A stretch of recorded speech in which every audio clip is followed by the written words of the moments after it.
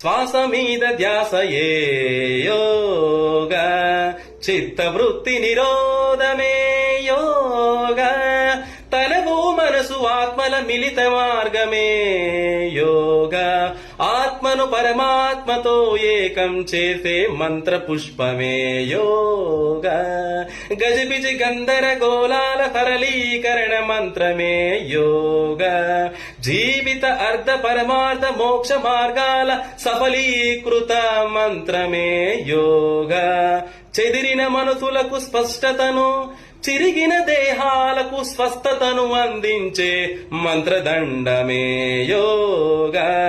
సర్వమానవ సౌఖ్యం కోసం పతంజలి అందించిన పవిత్ర కార్యమే యోగ, ప్రాణాయామ ప్రత్యాహార ధారణ సమాధిల సమూహమే యోగ.